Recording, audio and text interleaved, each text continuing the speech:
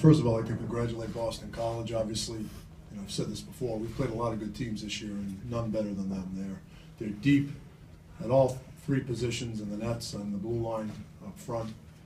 They're well coached, and we certainly understood the challenge we had tonight. And I can't tell you how proud I am of our team. I thought we were ready to play from the get-go. Obviously, the difference in the game is they got a power play goal and we didn't. We showed an awful lot of courage, down 2-0. I thought the game was really starting to turn in their favor. And ironically, we got a 5-minute major, and I thought that kind of turned the game around a little bit in our favor. I thought early in their power play they had some great chances, and then we settled down a little bit, killing. We actually had a couple of 2-on-1s, some chances of our own. So I thought, ironically, that gave us a little bit of lift. And then, obviously, they're so dangerous. I mean, the Goodrow Arnold Hayes line. Every time you're out there, you're holding your breath. But boy, I can't tell you how proud I am of our players. We competed from the drop of the puck to the whistle blew, and it's. I said to them, we've got a lot of hockey left. There's nothing I was going to say tonight to make them feel better. But the season isn't over. We need to build on this. We've got 9 games left, I think, and we've set the bar a little bit higher than we've been playing lately. So we've got to make sure that we take this approach not only during the Beanpot when we're playing BC, but for the rest of the season. And if we do that, we're going to crawl back into this thing and put ourselves in a good position. Let's watch a lot of questions for the student athletes now. Nancy. Nancy Barkey's Boston Globe. Garrett, is that the best 60-minute effort that you guys have had this season? I think we had a couple efforts against North Dakota back in November, but that's the best effort we've had in a while. And I thought we played pretty thorough 60 minutes, and yeah, sometimes you just got to tip your cap to BC, and we got to get ready for Friday night. Scott. Scott Weiger, U.S. College Hockey Online. So Garrett, in your time here at BU, you've had a couple overtime losses against BC in the Beanpot, and today you have some shorthanded chances, hit a few pipes. Do these tend to haunt you a little bit longer than some other games, you think? Yeah, absolutely. I think I'll have nightmares about this one for a while, but it always stings a little more losing to BC. But they're our young guys. They're going to win some Beanpots, and this program's headed in the right direction. So I have faith. Jeff? Robbie, what did you see when you were coming on the coming in the blue line on your goal? Really the puck just came out in front, and I was coming off for a change, or coming on for a change, and I just saw it. I skated to it, landed on my stick, and I was trying to put it on net. And that's all you can do when you're down. Just got to put pucks on net and hope they go in.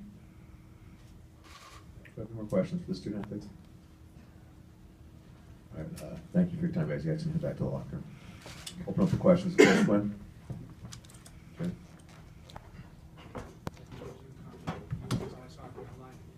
You talked a few times about puck luck this season, and you put a great effort forward. Did you feel that you maybe needed the puck luck that you didn't get there with a couple of those posts and crossbars? Yeah, you always need puck luck.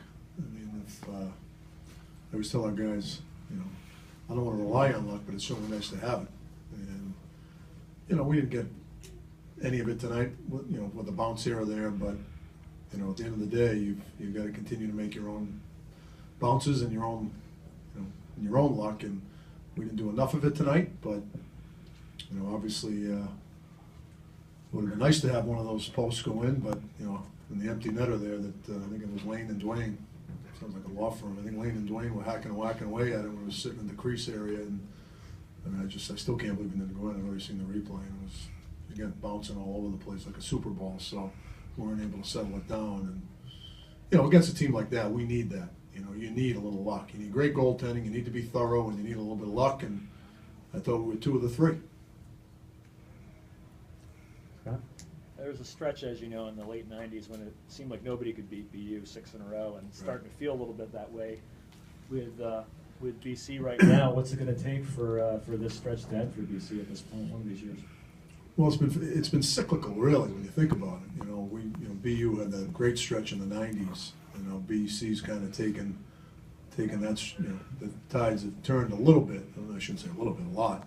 you know, obviously we've had some great seasons in '09. Those are the one that, you know, separate us a little bit. But, you know, you just got to keep recruiting great players. You know, you know, we're getting great players. We have good players. I think our future is very bright. I know what we have here. I know we've got a great nucleus. I'm very confident with what we have coming. And, you know, ironically, I remember Jerry's first 3 years at BC. I was actually in Northeastern. And I think his first 3 years, I don't think he was over 500. I remember my second year in Northeastern, Jerry's first year, we went up there and beat him 8-1. And it didn't take long for Jerry to turn around like everyone knew he would. And he's built one of the premier college, if not the premier college hockey programs in the country. And, you know, we always measure ourselves against them. I think they do the same. You know, Jack and Jerry always say this. I mean, you know, BU hockey, you know, the best thing for BU hockey is BC hockey and vice versa. The best thing for BC hockey is BU hockey. So, you know, we feel good. You know, I feel good from a coaching standpoint that, you know, if you saw our first game against them, it was a mismatch of epic proportions. And obviously their skill. I mean, they've got a little more, they have more talent right now. But there's different ways to win hockey games, and I thought the last 2 times we played them, we put ourselves in a position where we had a chance to win. I mean, we had the goalie pulled up there 2 weeks ago, and we had the goalie pulled this time. So, you know, but they are, you know, they're the measuring stick right now. They're the premier program in college hockey, and everybody's trying to catch them. Any questions, Andy?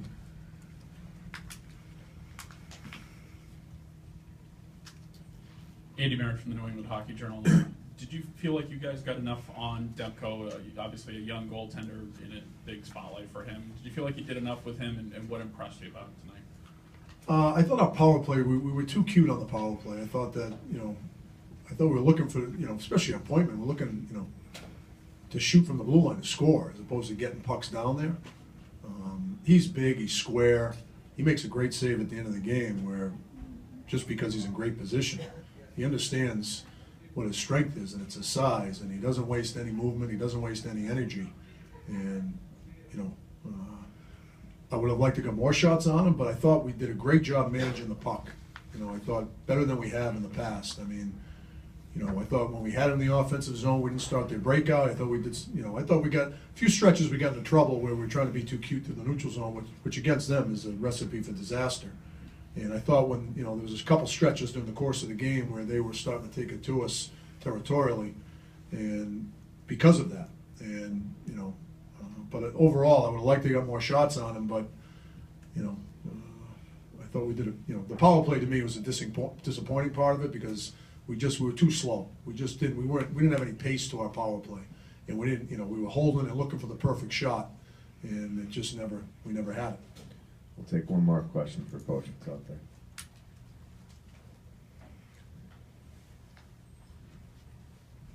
We had a stretch last month where you kept on losing games just by an empty net goal and an extra one.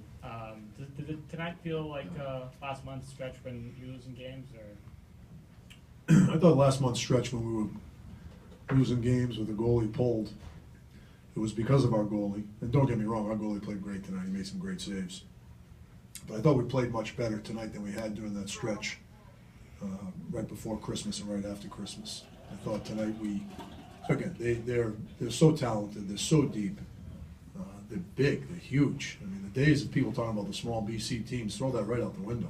I mean, you look at their lineup, and they are big, and they're heavy, and they compete. And, you know, I thought we played much better tonight. You know, it didn't feel like our goalie, you know, completely stole it for us. He gave us a chance, which every team needs, but this felt different than what it was going on before Christmas and after Christmas. But like I said, our challenge from here on in is it can't be you play like this because you play BC in the Beanpot. We've got to find a way to be ready to do this Friday night against a very good Lowell team. So, you know, but I think we've been creeping there. I think, you know, we've made some progress, and give them tomorrow off and back at it on Wednesday. Thank you, Coach. Good luck the rest of the way. Thank you.